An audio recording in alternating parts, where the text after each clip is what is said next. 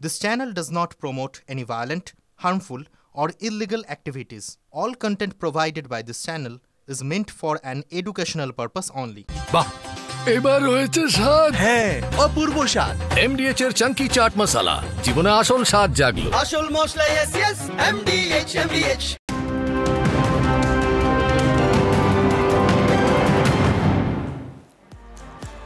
নমস্কার, দেখছেন টিভি9 বাংলা বেঙ্গল ব্রেকিং নিয়ে আপনাদের সঙ্গে আমি অনির্বাণ আর আমার সঙ্গে আমি শর্মিষ্ঠা রয়েছি। আচ্ছা অনির্বাণ, আজ তারিখ কত?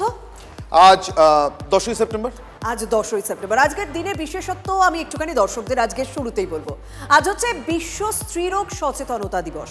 আজ এমন একটা খবর শুরুতেই বলবো যা আপনার জন্য, আপনার পরিবারের জন্য, প্রিয় মানুষটির জন্য, পৃথিবীতে আসার অপেক্ষায় থাকা সেই ভবিষ্যতের জন্য ভীষণ ভীষণ জরুরি। সন্তান সুখের চেয়ে বড় সুখ আর নেই। এর জন্য একজন সন্তান সম্ভবা নারী সহ্য করেন তুলনাহীন যন্ত্রণা। তাই মাথার বালিশের পাশে প্যারাসিটামলের স্ট্রিপ রেখে দিলে তো ক্ষতি নেই, কিন্তু যেমন তেমন খেলেই সমস্যার আশঙ্কা রয়েছে জানেন।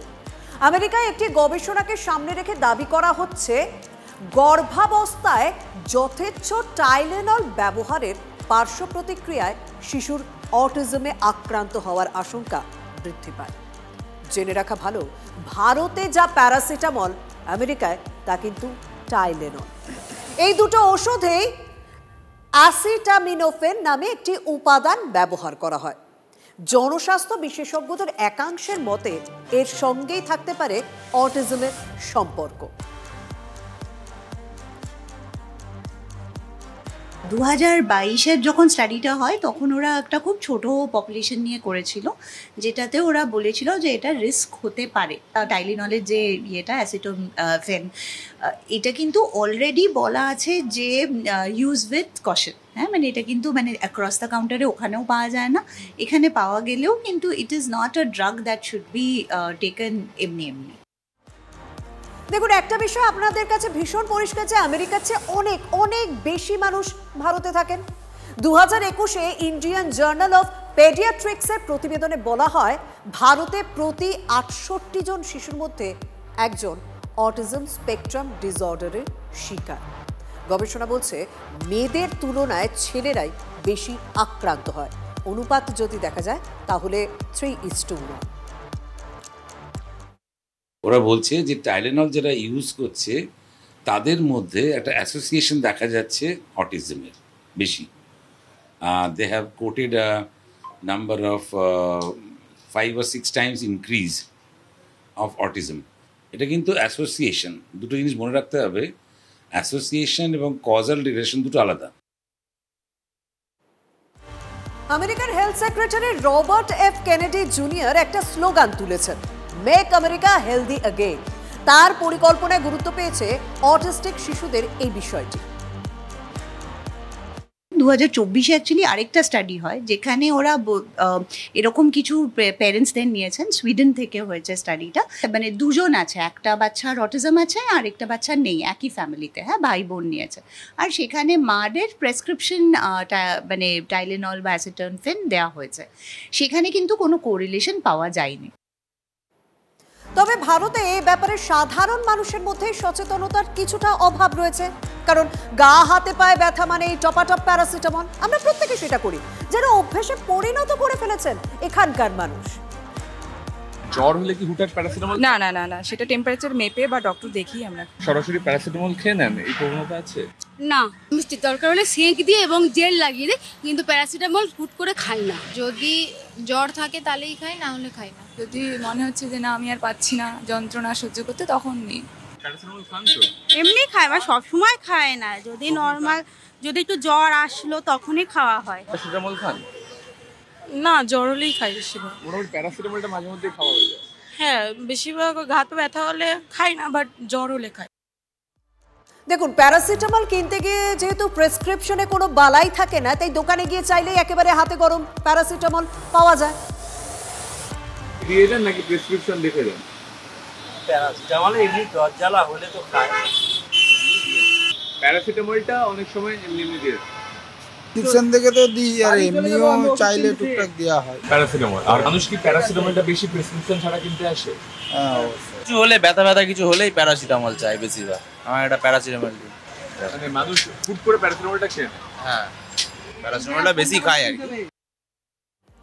এটা তো কলকাতার ওষুধের দোকানের ছবি দেখলেন, সেখানকার বক্তব্য শুনলেন। জানেন কি জেলায় জেলায় মুদির দোকানে পর্যন্ত প্যারাসিটামল পাওয়া যায়।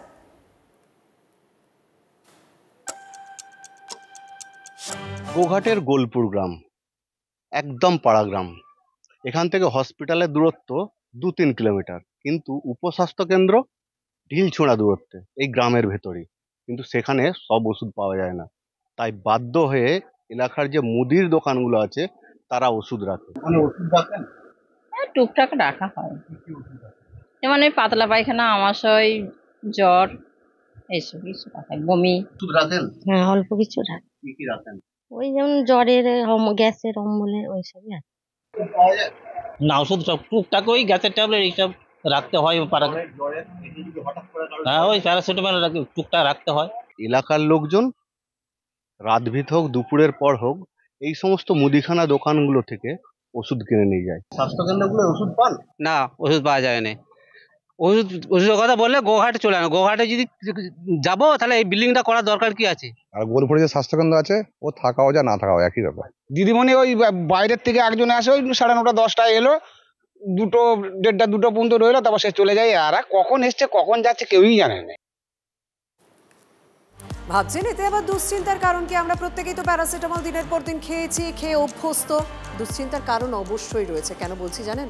গত বছর অগাস্টে রাজ্য সরকার অঙ্গনওয়াড়ি কেন্দ্রের প্রায় 41 লক্ষ শিশুর উপর একটা সমীক্ষা চালিয়েছিল। তার মধ্যে সন্দেহের তালিকায় রাখা হয় 5,840 জন শিশুকে। আর এই তালিকায় 176 জন শিশু অটিজম ধরা পড়ে। 476 জনের অন্য সমস্যা রয়েছে।